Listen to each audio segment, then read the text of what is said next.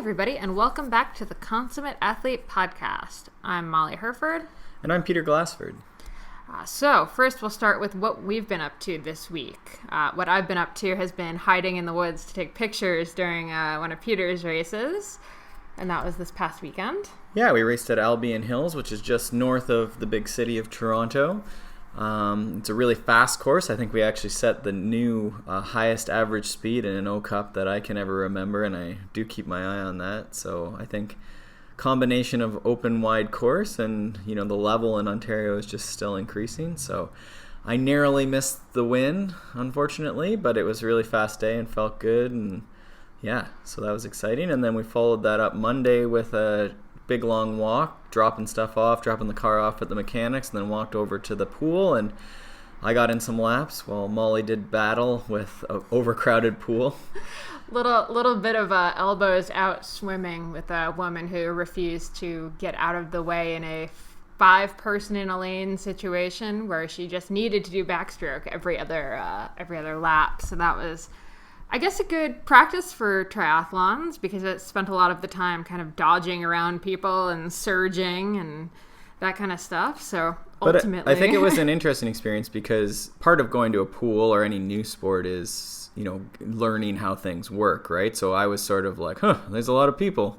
That's going to be weird, right? Because I turn a little bit here and there, and I'm not great at, holding my line, so to speak. But then, they start swimming in a circle. So instead of just sort of flip turning or grabbing the wall and turning around, you actually have to sort of go from the right side of the pool to the left side and then swim back on the other side. So you're doing circles, so circle swimming. Speak for yourself. My lane apparently was just no holds barred. So they were doing sort of all crazy lines and not doing the circle swimming. But then you also run into issues where Molly's quite fast, and the people who had designated themselves as fast in that lane weren't fast enough. So it was just interesting seeing the dynamics and how that works in the organized chaos, which is any sport. There's always going to be how you overtake people, or how you deal with an overcrowded trail or run or Pilates class or whatever. So for me, it was a really interesting day just seeing how the dynamics of that pool worked out, and then having to deal with a little more paying attention while swimming and stuff. Yeah, for me it was a little bit grumpy because swimming is usually kind of my zen meditative state, and this is just kind of angry, but I definitely did a lot more sprinting in the pool than I ever do. So that was good for me, I suppose. And I think you're getting stronger at swimming. You made it across the pool 5 times before stopping this time. 5 lengths in a row. I was quite winded, but yeah, I'm getting more of the hang of where the arms go and I think the hardest part is still just coordinating feet, sort of flicking away while the arms are doing sort of a different tempo. Mm-hmm. And then also just making sure both arms are sort of entering in a coordinated and somewhat powerful fashion so that I'm moving and staying balanced and stuff. But yeah, it's been interesting. Yeah. Well, on the note of swimming, this week's guest, Glenn Hartrick, actually has probably the most inspirational story out of anyone we've talked to so far. So Glenn was actually on the cover of Runner's World for their body issue a couple years ago. I actually remember the issue and reading it. So anyway, 2 years ago, Glenn was out riding in my home state of New Jersey when he got hit by a car. And unfortunately, that accident left him paralyzed from chest down. And for most people you would assume that would be sort of the end of their athletic career, but Glenn actually not only recovered from that but has come back and really come into his own as a para-athlete this year. Yeah, it was really interesting hearing about sort of the sport of para-triathlon and different ways that people are participating in marathons. So Glenn came right back, quite quickly, and is super motivated, in these sort of new challenges. He's been out, he's done a couple marathons now, and he's sort of progressing through that. With a hand cycle. And then I guess, he tells us how that works, how they do the running portion of the triathlon is sort of an interesting twist on the sport. So yeah, and I think what's crazy is we're talking about learning how to swim, but he's had to learn how to re-swim with just his upper body. Mm-hmm. And, a little bit of flotation help, but honestly, when I think about the coordination and stuff that goes into swimming on the best of days, I can't even imagine trying to relearn something like that. And I think very inspirational story for anyone who's even dealing with a short-term injury, that, you know, there's always a way to be moving. And, you know, I think Glenn gets right to the heart of the, you know, consummate athlete idea, where, you know, you're able to be out there adventuring no matter what, you know, is coming up, you know, what's on your plate. Yeah, absolutely. So yeah, sit back, enjoy, and hopefully you will be just as inspired and psyched on Glenn's story as we were. Thanks for tuning in. So I guess first of all, Glenn, hi, welcome to the Consummate Athlete podcast. We're so stoked you're here. Hey, thanks for having me. I appreciate it. I'm looking forward to it. Yeah. So I guess the first question we always ask people is just how do you describe yourself to people when you first meet them? How do I describe myself? Well, you know, I guess, you know, as an athlete, I'm someone that's just an endurance junkie, someone that's always enjoyed just kind of pushing myself, pushing my limits, setting goals, and, you know, working with people in the great, you know, multi-sport community that we have to, you know, work together and help each other kind of achieve those goals. But, you know, I'm a competitive person, you know, both professionally and personally and, you know, athletically. And it's just, you know, something that's kind of driven me for a long time from, you know, I guess playing team sports growing up, from baseball, basketball, and track and soccer, and you name it, to, you know, now an individual sport of, you know, triathlons and running races and cycling events. It's just kind of been that competitiveness and just kind of always kind of just pushing yourself and kind of trying for, you know, the next level and improving times and, you know, just kind of moving along and seeing what else is out there. Yeah, for sure. So you started in team sports, but what made you shift over to endurance? And especially, I mean, you were pretty heavy into long course and marathon versus, you know, short course and like 5Ks. Yeah, no, I was. So I had been out of college for a couple years, I guess probably 2 or 3. And then some folks that I had worked with had mentioned they'd done the New York City Marathon. So, you know, I grew up in Texas, so of course, baseball, football, big sports, you know, big team sports. And I always enjoyed those. And when I moved to New Jersey, one of the first things I did was I joined an adult baseball league. So, you know, in the evenings in the summer, I was playing in an adult baseball league. So, you know, me being someone that's always been kind of, you know, fast paced, I always wanted to be in the center of the action, you know. So, you know, when you're playing baseball, it's like if you're not pitching or catching, there's not a whole lot going on. So I was a catcher, you know, growing up because I just liked to always have something going on, very cerebral, always, you know, wanted to be in the action. So, you know, I had been out of college for a couple of years, and not that I was getting out of shape or overweight by any stretch, but I needed a new goal. I needed something to kind of keep me occupied. So one of the things that I'd always wanted to do was run a marathon. And it was one of those bucket list items. So back in 2006, I registered for the New York City Marathon, and it's a big lottery. Right? So there's 40,000 people that do it, and you know, unless you have an automatic qualifying time, or you know, unless you have done this 9+1, you know, to get in, which you know, you don't have a pretty good shot anyway. So I got selected for the marathon, and I got a notification about in May that year that, hey, congratulations, you were selected for the marathon. And then at that point, I was like, uh-oh, what did I exactly get myself into? But, at that time I said, I was pretty active in high school, but that was a while ago. So I said, let me go and kind of test my fitness, and let me go do a 5K this weekend. So I went out and did it in a little under 20 minutes. So I said, you know what, that's not too bad. At least we're not starting from ground zero.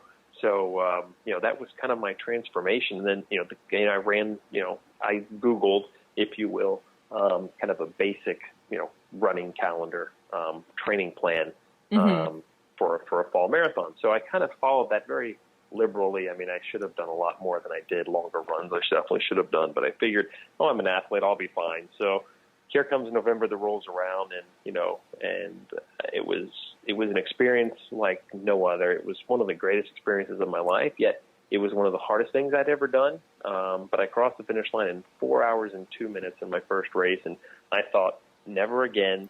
Check it off the bucket list. This was great. And as you know, that wasn't the last. So it was something that I loved it. And then, when the next year's registration came along, I said, I got to do it again. And that was just the beginning of me being hooked, and just me, getting hooked even more on endurance sports, multi-sport, and just kind of everything.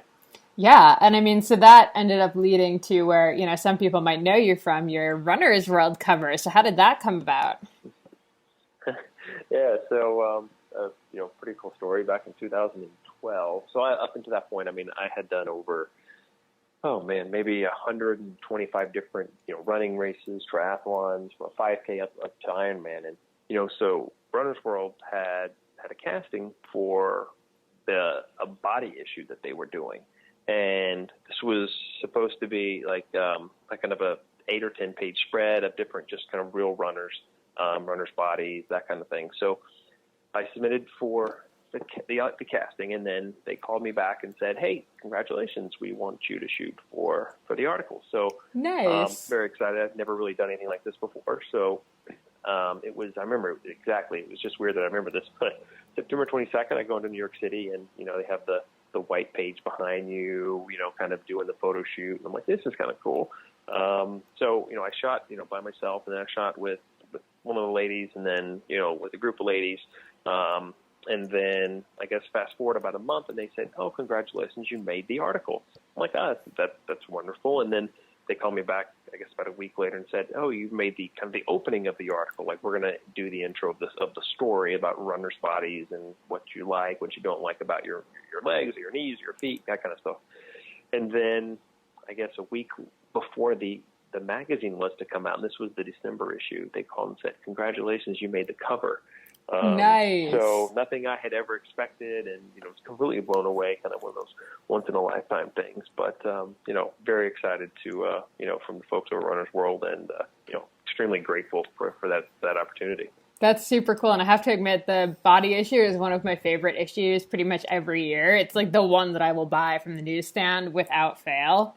I just find it so intriguing. And so how did you get that connection? Like, how did you get into the magazine? Like, is that like your body was that well known? I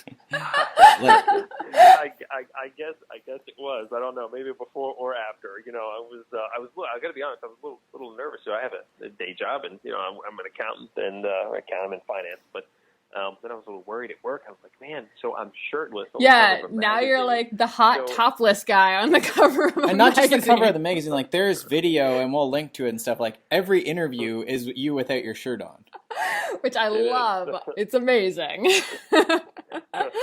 Thank you. So, all right, I have to go back to your first marathon. First of all, you said you just found a training plan offline. So what did it look like? What was your longest run before the marathon? Like, dive right in. Like, how long was the progression? Like, how long did you have? Because, like, part of the podcast here, like, we certainly want to get into your story and stuff, but part of what we're trying to tease out is, you were a first-timer coming from, hunching over as a catcher, playing baseball, to running a marathon. So, like, what did that, was it 3 months? And, sort of what generally did that plan look like? Yeah, so that was, I guess May, June, and then again, I should have followed the plan a little bit more closely. I got to be honest, but the plan was great. But no, one of the unique things that I've done is, along with being able to kind of gauge and see, the sport that we do, we're so fortunate to, be able to do something where what you get out what you put in.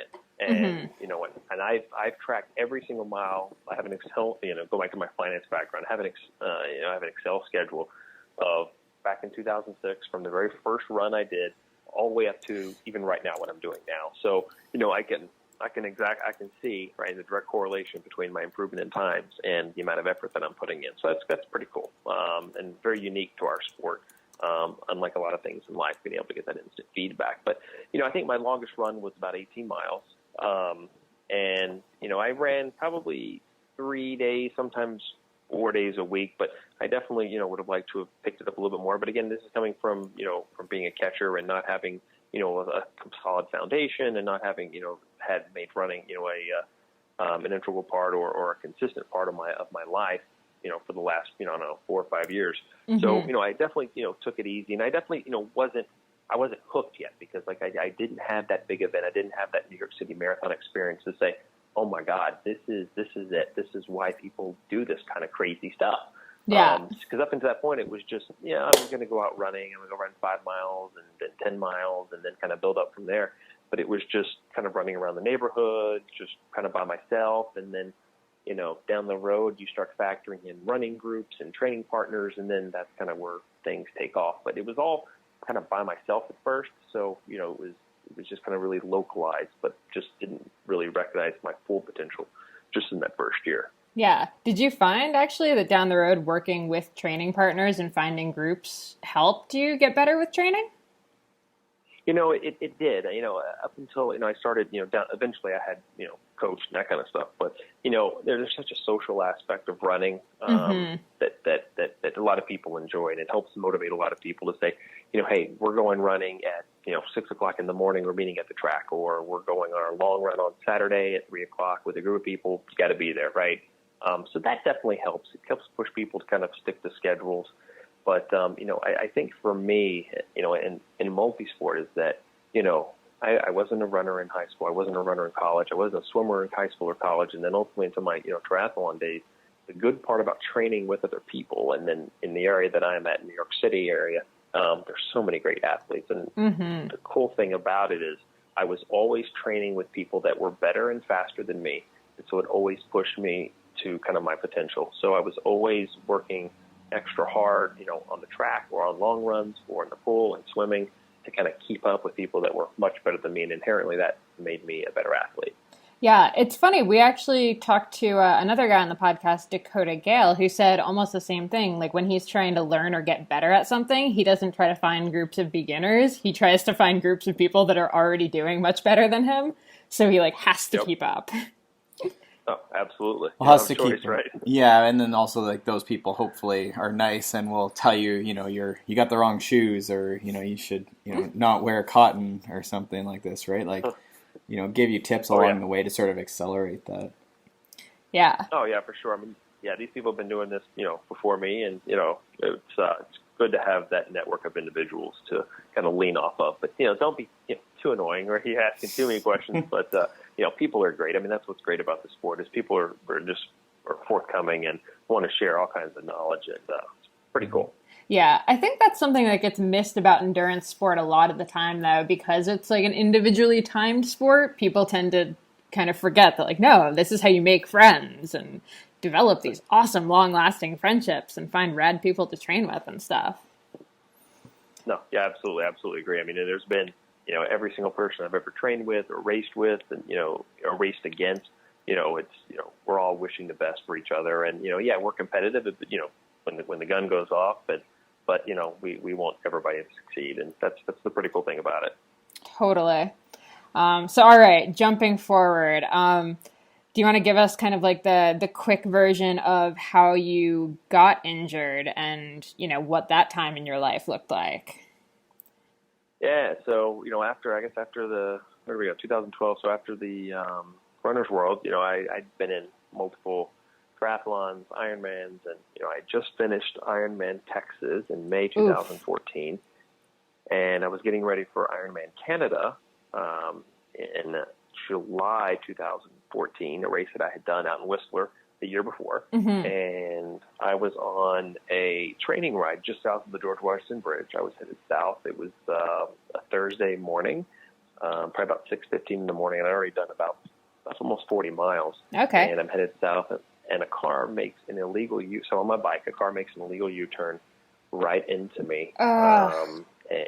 And from there, I ended up being paralyzed from the chest down. And I had 9 broken ribs, broken jaw, broken, scapula. I had 2 collapsed lungs, and I ended up having blood clots in my legs. And so I was in the hospital for 30 days, and then I went to an outpatient rehab facility for spinal cord injuries for 2 months thereafter, and then just outpatient, therapy after that. But so T6, paralyzed from kind of the chest down. Oh my gosh, I can't even imagine. And that's such a popular route ridden by cyclists, that area around the George Washington. It just seems so crazy to me. No, it is. I mean, it's a route that I've done hundreds of times before. I mean, it's our local triathlon group's ride from Jersey City and Hoboken, heads north, and, it's just part of the regular commute. And, all it takes is a split second and, one person not to be paying attention. And, mm-hmm. It's tough. Right? I mean, there's all too many times we hear, cyclists and accidents, injuries, and Yep. drivers not paying attention or texting or, freak accidents or whatever it may be. But, all it takes is a split second for something like that to happen. Yeah. So once you got to the rehab outpatient facility, what were you thinking? Were you already starting to think about how you were going to be able to compete again or do anything like that?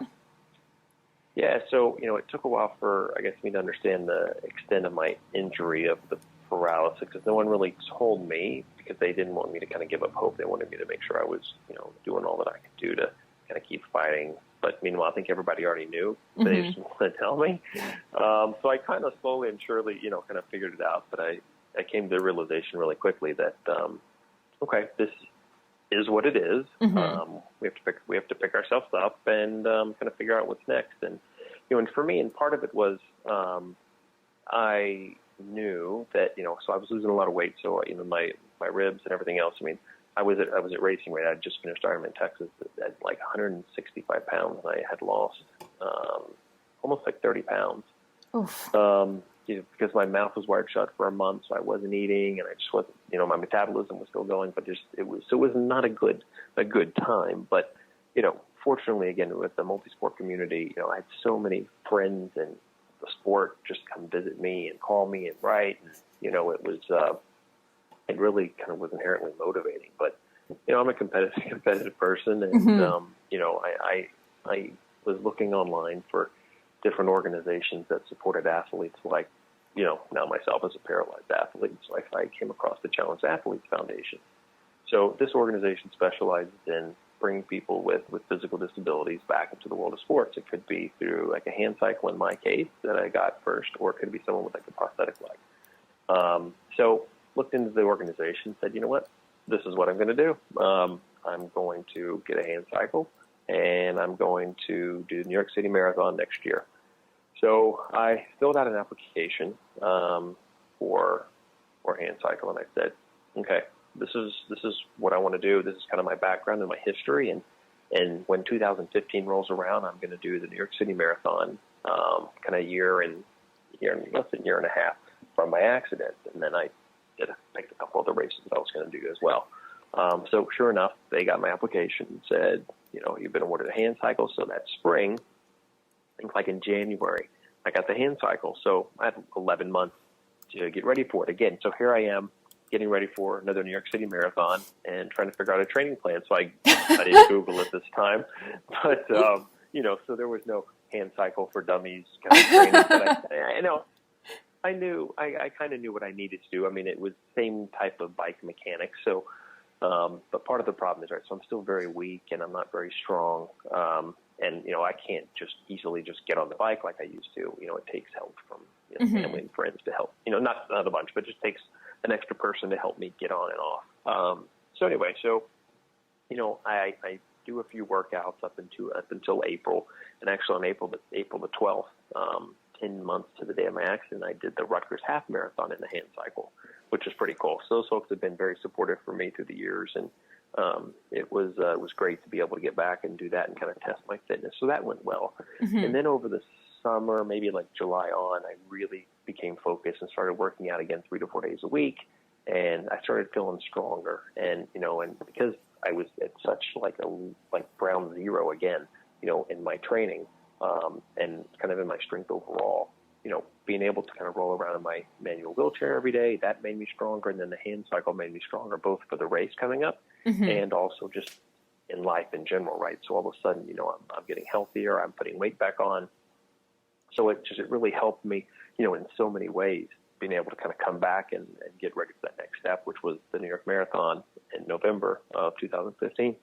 Nice. So going from running it to the hand cycle, what is different about the training? Like, do you do intervals with the hand cycle? I'm very unsure of how exactly they work. Did you add strength? Did you add flexibility? All that kind of stuff? Yeah, so no, it's actually a little bit of all the above. So the hand cycle is a lot, it's mixed between, like a bicycle and whatever else, but it has gears, and you're using your arms. But yeah, so, I started working with my old coach again, So we do work sets that include intervals, and we have some days where it's a kind of a long run where it's just kind of like you're on there for 2 hours or 3 hours, just easy, just kind of going to town. But it was a little bit of everything, and the pretty cool thing is the competitiveness, the enjoyment of pushing myself and training came right back. Mm-hmm. I love every second of it. I love the process. It's just so much fun. It's just the tough part is now it's all indoors for me for the most part. I try to stay inside aside from my races. Mm-hmm. So it's good. It's all localized, all on the trainer, and it works out really, really well. What's the trainer like for the hand cycle? Like, is it an actual separate, like it's more like an exercise bike, like the actual resistance is built into a unit, or do you use the same bike indoors? No, I use the same bike indoors. It's just it's no different than a cycling trainer for your bike. So my front wheel goes on to the trainer, and we obviously can adjust the resistance there. But I can change my gears and adjust the resistance. So you're essentially once I get on the bike. You're just putting your front wheel, so you'd be staring at the trainer sort of rather than being facing away from it. Correct. Yep. Absolutely. Okay. Interesting. Okay. So is there any sort of strength training then? I mean, are you still in physio? No, I didn't, because I've been, with all the the PT, I started going back to work, 1 day a week, 2 days a week, and then I'm back full time. So it does make it a little tough, but I have a lot of in-home routines that I take care of. I have like a standing frame, so the picture I sit in it and it has hydraulics, and it kind of stands me up to where, I'm able to, work on my bone density and just kind of push everything through and stand on my feet, which is kind of cool. Mm-hmm. And I do some minor strength training, but a lot of it's kind of flexibility and just kind of, yoga-ish type stuff, just a lot of stretching just to make sure that, there's no kind of overuse injuries. Because, if I overuse or have an issue with an elbow or a shoulder or an arm, not only is hand cycling and now my race chair going to be an issue, but my getting around every day is going to be an issue. So I have to play it safe and be smart about my training. Yeah, well, and work too, right? Like as an accountant, you have to be worried about carpal tunnel. Yeah, absolutely. So which is more exhausting when you think about it, running the marathon or hand cycling? Because I feel like I'm just trying to imagine doing the hand cycling for 3 hours, and I feel like I would just collapse. Yeah. No, you know what? You build up for it, and everything does get easier. So my time last year in the New York City Marathon was an hour and 38 minutes. Okay. So I was going pretty quick. Now, in this year's New York City Marathon, I'll be doing it in a racing chair. So it's a little different than the hand cycle, which is kind of a reclined position, and it's got gears, and it's both of my arms moving together. My racing chair is a lot like my regular everyday wheelchair, but it's got a wheel out front, and that's going to be just propelled by me pushing on the wheels on the sides. So that'll take a little bit longer for me, but yeah, no, it's running a marathon is definitely, I got to say, harder than doing it, how I'm doing it, but not to take anything away from what I'm doing by any stretch, but it's still a challenge. But running a marathon is still quite an impressive feat for everybody to do. For the triathlon, so then swim, bike, run. Swim is just a challenge now because I'm just using only my arms, but the bike is in the hand cycle and the race portion is in the race chair. Oh, okay. And yeah, so that's how how that works. So I've done a couple triathlons, and I love them. Just like I loved them before. They're a lot of fun and a blast. But it requires the whole team to help me out to do those these days. Yeah. How was relearning swimming like that?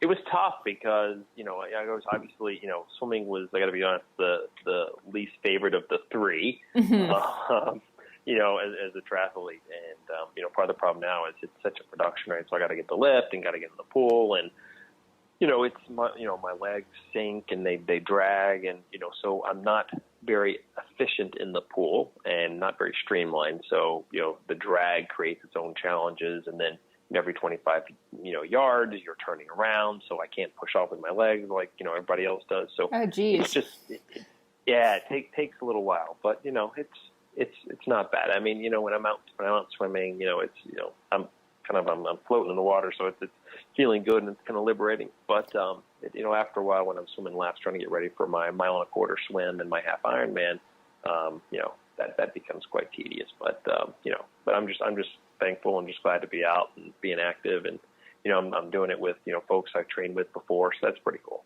That's awesome. Wow. Peter is currently learning to swim, so I feel like I can use this as motivation for him when his legs are sinking in the pool. That'll be good. Thank God for wetsuits, right? So did you Oh my find, gosh. was there a different approach that you used then? I'm, very, obviously, as Molly says, I'm learning right now. So did you, have to change, whether that's mantras or, technique you were using Yes. compared to before? No.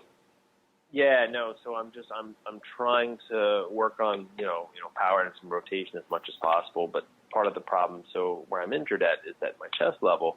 And swimming, a lot of it is being able to, make yourself point and be able to rotate. So I can't use my abs. So it's hard for me, or I'm unable to rotate and be able to get a full stroke out. So that creates its own challenges also, not to mention, my legs that want to sink. So, I've, folks at Roca were fortunate enough to send me a pair of, wetsuits and their training shorts that helps a little bit, helps a lot with flotation and helping get my body streamlined. But it's still a challenge, and it's just like anything, right? It's about repetitions and being able to just get in and work on it and practice and get stronger and feel more comfortable. Yeah, no, that makes sense. So, I mean, when you talk to other athletes who are struggling with injury or in the middle of rehabilitation or anything like that, what's some of your best advice for anyone in that kind of situation or coming back from an accident or a crash or something? Yeah, well, I think it's kind of like we talked about earlier when, we join tri clubs or running clubs, is that, what, we're not the first and you're not going to be the last to go through, any issues. So reach out, ask questions. I mean, I got help from other people that were in the, para triathlete community that helped me, get my first hand cycle, and here's how you get fitted for it, and here's some, kind of training advice or racing advice, and same thing with the race chair or swimming, and, you're not the first, you're not the last, so feel free to ask, and it's okay. And, people want to help, and people want our sports to grow, and people want people to love our sport and to get addicted and get hooked on it, because, even with, like the Challenged Athletes Foundation, there's a lot of people, a lot of athletes that have been there before me. So people have been so supportive and so helpful in getting me ready for, racing and what I want to be doing. But, when people get a hand cycle or a prosthetic leg or whatever it may be, I mean, you want people to enjoy it. You want people to have that same feeling, that I felt when I did my first marathon, or when you guys, did your first event that got you hooked. You want people to love, being active, enjoying the lifestyle, and I think that's what it's all about. Is we're all in this together. It's all a big community, both for endurance wise and for the para athletes and things like that. I mean, so it's just you want everybody to be successful and succeed in life. So, and that's a good way to do it. That's awesome. You might be the most positive athlete I've talked to, which is just fantastic. So, which makes me have to ask, have you ever had a moment where you were just so frustrated with, I mean, even before you had the injury, where you just wanted to walk away? Not that I wanted to walk away. Well, I got to be honest. I wanted to, after my first New York Marathon, I wanted to walk away and never do it again. Totally.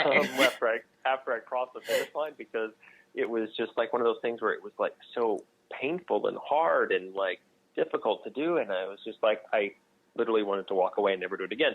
But no, I mean, fortunately, I haven't. I've always loved it, and was it from when I got my first $100 bike from Craigslist and did my first triathlon? I knew from that moment that this is what I love and I enjoy it, and this is going to kind of stick. And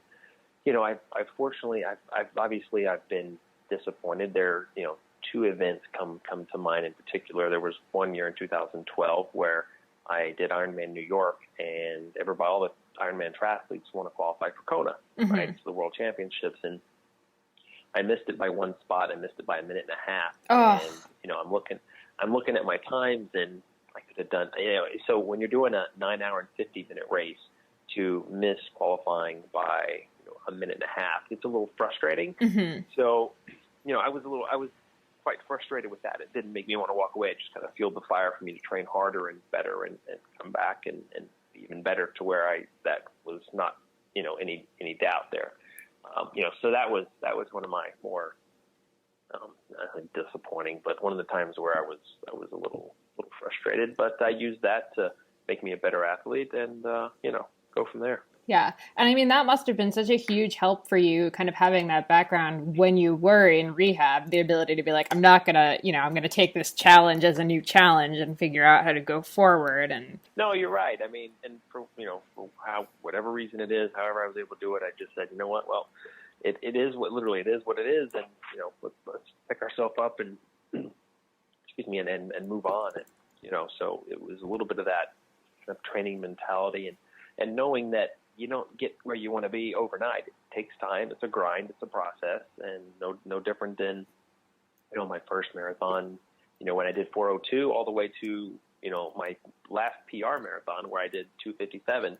I understood the process, and that's no different than what I'm doing right now. A little almost 2 years post accident. It's a process. I mean, and there's still things that I do, every month that I couldn't do the month before. I couldn't do the month before that. So, we'll keep the trajectory going, and with that and with enhancements in the medical community, I'm optimistic that there might be a cure one day. So fingers crossed. Yeah, absolutely. We'll cross fingers for sure. And then, so with long-term goals, have you started thinking about stuff like Paralympics or any bigger competitions, or are you sort of still in the building phase? I mean, I'm on the building phase. I think you always have to kind of think longer term.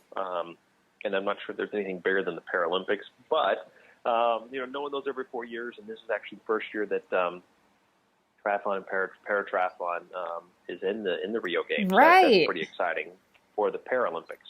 Triathlon made its appearance in London in 2012. So very excited to watch that. And so I actually have now some friends that are going to be representing the U.S. in the Paralympic community, which is pretty cool, and really excited to kind of see them. So I don't know if that's where I'll be, but I'm going to continue on doing marathons and triathlons and Ironman races, and kind of getting back to that, and kind of seeing where it'll go. I mean, like I said, I've only been doing this a little over a year now, I guess, on the hand cycle, and I've been able to luckily, do pretty well. And, I've seen, my times, improve dramatically. So, I'm have a lot of goals out there, but, we'll see. We'll see where that might take me. Awesome. All right. So I think, my last question, and we've kind of touched on it, but looking back, the accident, I mean, it seems like you were really a positive person before and very competitive and very driven. But looking back after the accident, did that change how you approached, life in general and racing and athletics and what being an athlete means? No, I think it was always the same. And, and people kind of tell me, I guess quite the opposite, as opposed to, you need to kind of pick up and move on and do some things, versus you might want to slow down and, kind of take it all in and kind of see what your body's able to do. So, no, I've always been, I always do things at like 110%, and that's how I've approached life. And, life's short. Heck, time flies by and it'll pass us by. We just got to make the most of it. So, as an athlete, para-athlete, whoever it may be, but I've always just I've been very goal oriented all my life, and like to set goals and meet them, exceed them, and if you don't, then gotta figure out why and figure out how you can overcome it the next time. But no, fortunately for me, always been kind of one and the same. So it's I think it's a good thing, a good problem to have. Thanks so much for tuning in, and we hope you were as inspired by Glenn as we were. To get more info on all of the show notes, head over to consummateathlete.com, and please leave us a review in iTunes if you've been enjoying the podcast. And as always, if you have any recommendations, comments, questions for us, you can tweet at me at Molly J. Herford or Peter at Peter Glassford. Thanks, and we will see you next time.